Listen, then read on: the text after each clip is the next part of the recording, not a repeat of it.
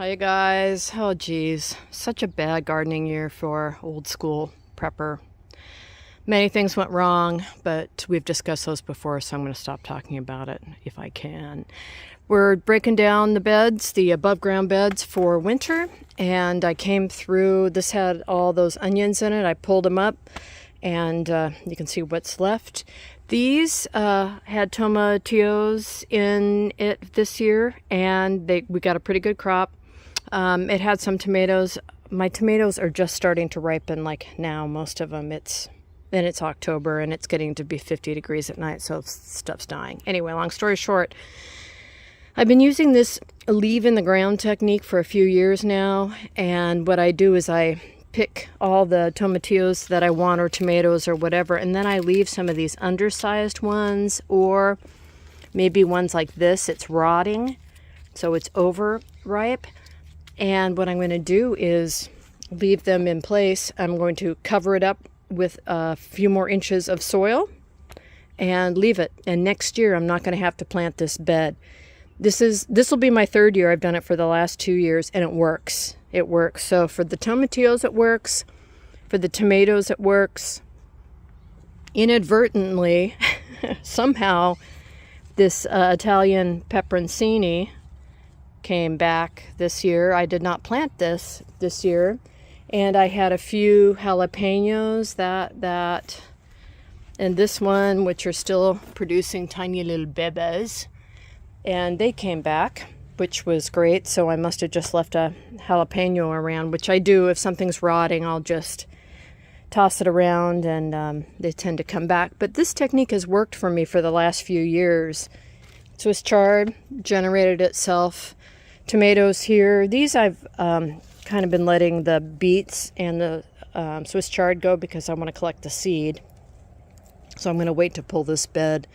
I'll pull all the tomatoes out of this bed, and tomatillos though, because I've had tomatillos and tomatoes in here for a few seasons now. I don't want to have this bed go through that again. I want to give it a rest from those. I'll put, I don't know, peppers or something in it next year. This year, this was full of zucchini, and I pulled all the zucchini out, but I do have some ripening, so I can collect the seed and put it in here. So anyway, if you have a whole bunch of extra stuff, like right now, these tomatoes look beautiful, but they taste like water, and they taste bad because it's so late in the season. They're just not getting that full sun to ripen really well. So I'm just going to pick as I go, shake them off, and leave them in place. So I'm going to go ahead and pull all this stuff out, and I'm going to just pull it over to the test garden like I did with the tomatillos, and dump them. So you can see these are my beans. I had this stupid grass come in and take over this year. I've been fighting it nonstop.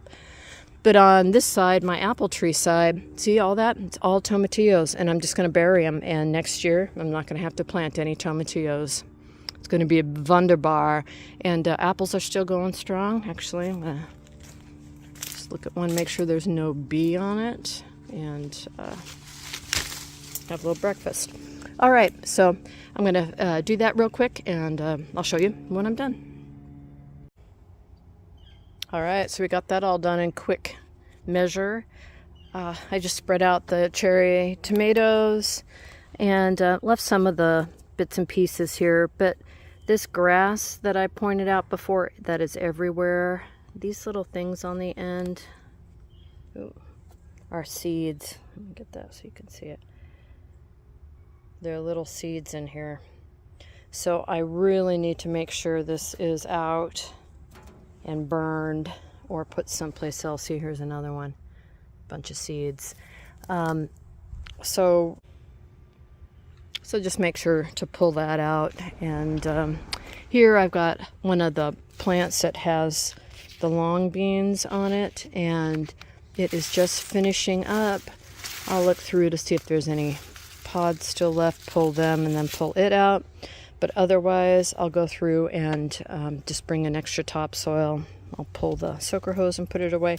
Now, tomatoes like this, I don't expect them to overwinter and grow next year, but it's just good organic material. And, you know, if a seed or two does get mature and grows, that's great.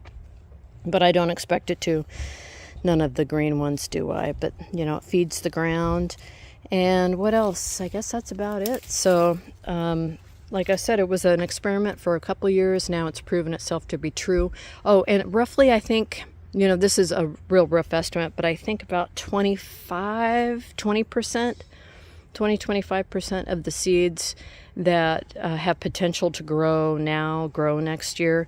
So just the, you know, the ripe tomatoes that have the good seeds in them, about, I think, 1 out of 5 will actually have some seeds grow from it. So that means most of these will actually, because there's multiple seeds in a tomato, right, will pop something up and then I'll come through and thin it out. But of course the beauty is that it comes up when it's ready. I don't have to transplant it. I don't have to really care too much for it. It will come when it's ready. And I'm a fan of nature, being allowed to be nature. So there you have it. Got the tomatoes here. We'll figure out, I think I'm going to do a big onion plot again next year here, or maybe I'll move the you know what I should do is move those tomatillos over to here and grow onions there. I think I'm going to do that.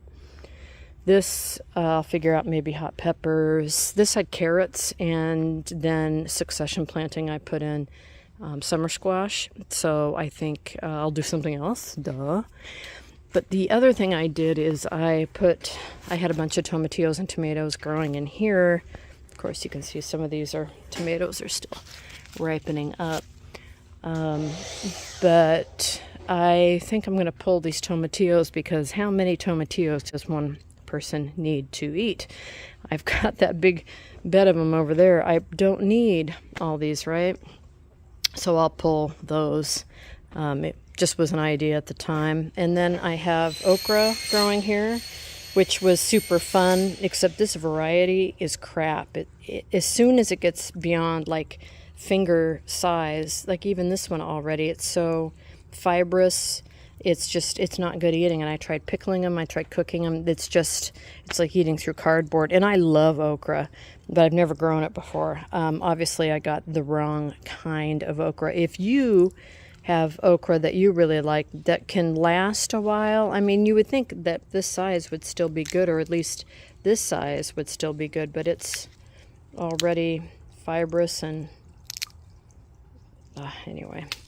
So let me know what you think about the okras, and I'm gonna pull these tomatillos and put them over in the test garden. I got that going too, so we'll figure out what else to do. These are asparagus, and a lot of the asparagus are setting seed, so I'll do a quick video on that again too. So anyway, putting the beds to bed for the winter, and we're gonna overwinter fruit. Try it. You'll like it. Thanks for watching.